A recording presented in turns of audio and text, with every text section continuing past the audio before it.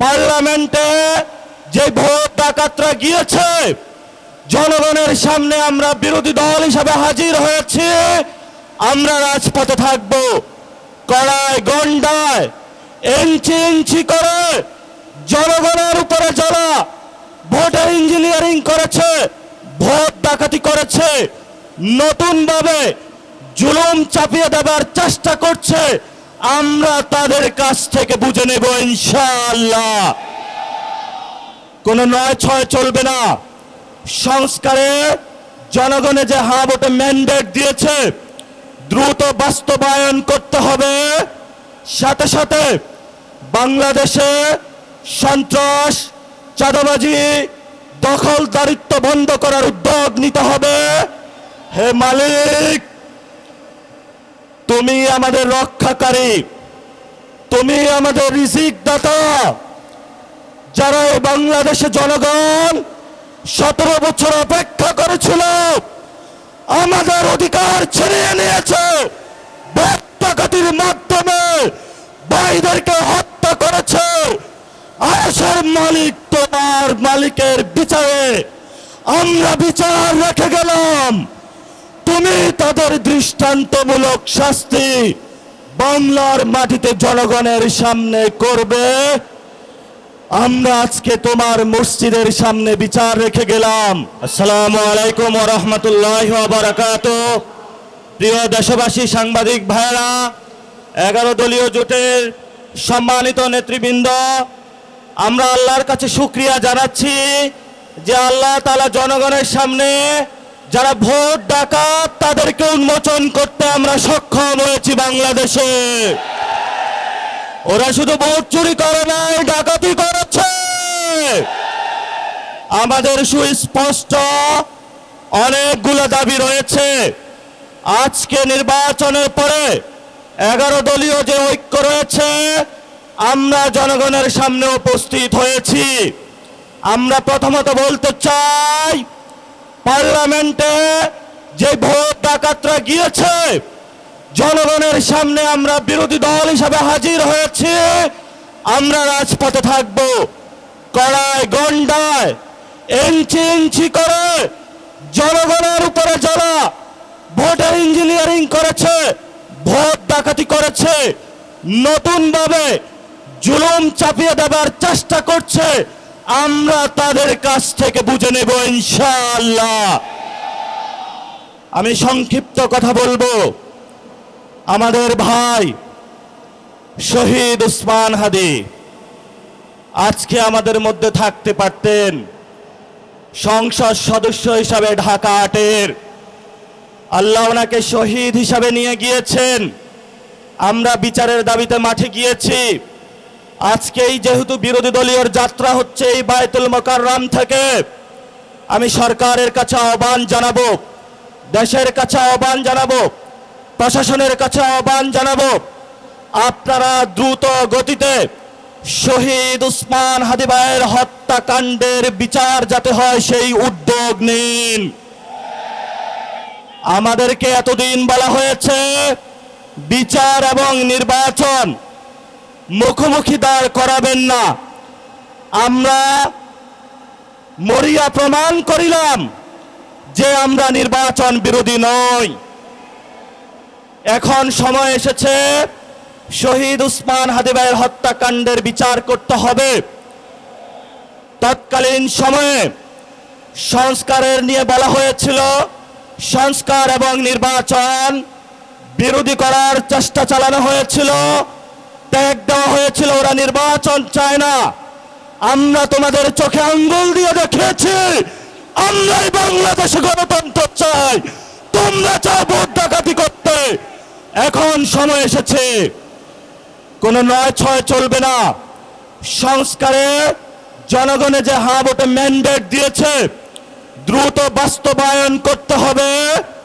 সাথে সাথে বাংলাদেশে সন্ত্রাস, চাঁদাবাজি, দখলদারিত্ব বন্ধ করার উদ্যোগ নিতে হবে। এবং নির্বাচনের আগে আমরা এই বায়তুল মোকাররমে দাঁড়িয়ে একটি প্রটেস্ট করেছিলাম। ভোট ডাকাতির জন্য আমাদের জামাত ইসলামের এক ভাইকে খুন করা হয়েছিল। আমরা বলেছিলাম আমরা আবার আসবো, দ্বিগুণ হয়ে আসবো। এসেছে দ্বিগুণ হয়ে। আমাদের ভাইয়ের হত্যার বিচার বুঝে নিতে হবে। রাজপথ সংগ্রাম জারি রাখতে হবে। যেই বন্ধের উপরে আক্রমণ করা হয়েছে, পেটে লাথি মারা হয়েছে, বোরকা ধরে টান দেওয়া হয়েছে, গুলিবিদ্ধ করা হয়েছে, পা ভাঙা হয়েছে, প্রত্যেকটির হিসাব কড়ায় গন্ডায় আমরা ইঞ্জিনিয়ার তারেক রহমান থেকে বাংলাদেশে বুঝে নেব ইনশাআল্লাহ। আমরা একমাত্র ভয় পাই কার কাছে? আল্লাহ ছাড়া আমরা কারো কাছে ভয় পাই না। হে মালিক, তুমি আমাদের রক্ষাকারী, তুমি আমাদের রিজিক দাতা। যারা এই বাংলাদেশের জনগণ 17 বছর অপেক্ষা করেছিল, আমাদের অধিকার ছিনিয়ে নিয়েছে, ডাকাতির মাধ্যমে ভাইদেরকে হত্যা করেছে। আয়েশের মালিক তোমার মালিকের বিচারে আমরা বিচার রেখে গেলাম। তুমি তাদের দৃষ্টান্তমূলক শাস্তি বাংলার মাটিতে জনগণের সামনে করবে। আমরা আজকে তোমার মসজিদের সামনে বিচার রেখে গেলাম। বাংলাদেশের মানুষ হতাশ হবেন না। লা তাহজান ইন্নাল্লাহা মানা। আল্লাহ আমাদের সাথে আছেন, শক্তিমান, ভয় নাই। জয় করব আমরা ইনশাআল্লাহ। দ্বিগুণ হয়ে পার্লামেন্টে যাব। সবাইকে আসসালাম। সবাই দোয়া রাখবেন। আসসালামু আলাইকুম ওয়া রাহমাতুল্লাহি ওয়া বারাকাতুহু। আপনারা সবচেয়ে বেশি বিগত নির্বাচনে অপমান করেছেন। মায়ের জাতিকে যারা অপমান করেছে ইতিহাস সাক্ষী।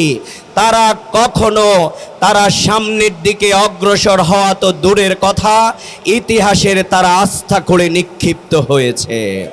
সংগ্রামী ভাই এবং বন্ধুগণ, তাই 11 দলীয় জোট দেশের স্বাধীনতা, সার্বভৌমত্ব, ইসলাম, গণতন্ত্র এবং আমাদের সেই দীর্ঘদিনের বুলুণ্ঠিত মানবাধিকার, দেশের গণতন্ত্রকে পুনরুদ্ধার করবার জন্যে ত্রয়োদশ নির্বাচনের মাধ্যমে জাতির প্রত্যাশা ছিল একটি কাঙ্ক্ষিত নির্বাচন।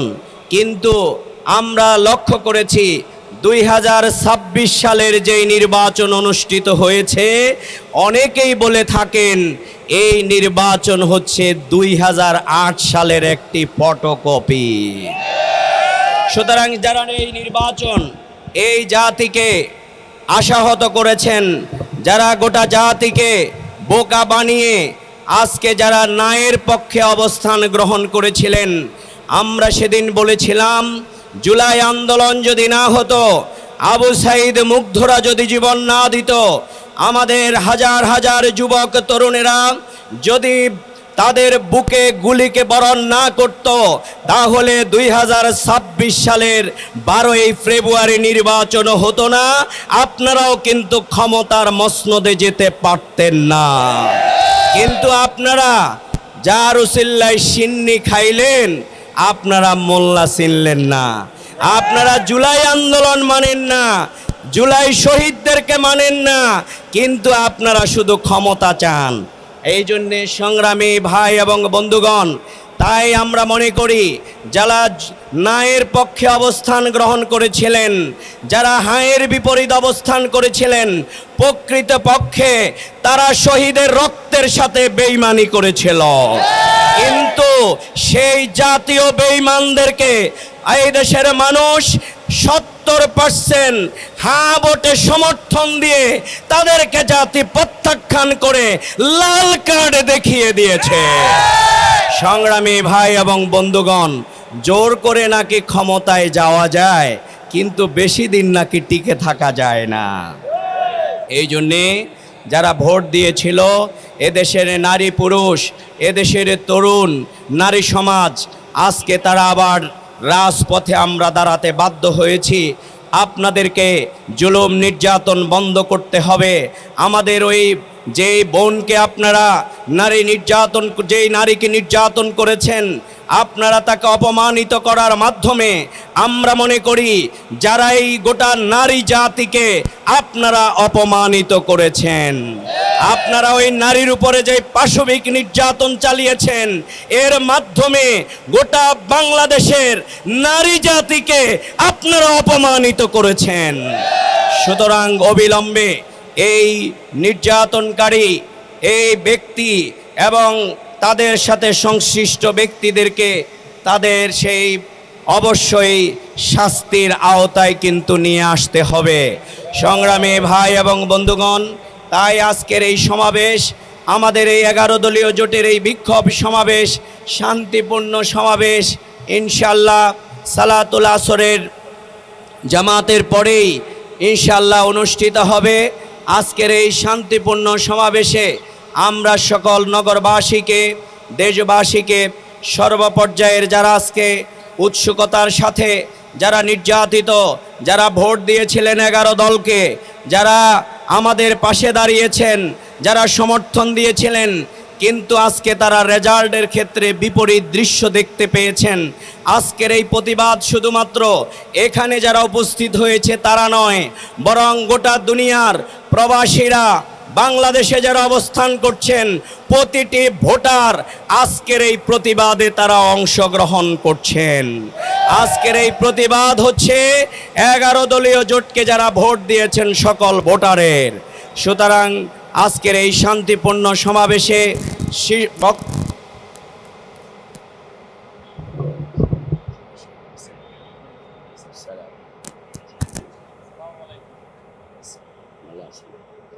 আনুষ্ঠানিক না, এটা যে হ্যাঁ হলো সাড়ে 4টে আজান, সাড়ে 4টে আজান, কোনো প্রশ্ন নামাজ সময় আছে, 8 মিনিট সময় আছে। সম্মানিত আমরা সাড়ে 4টে আজান, কোনো প্রশ্ন নামাজ।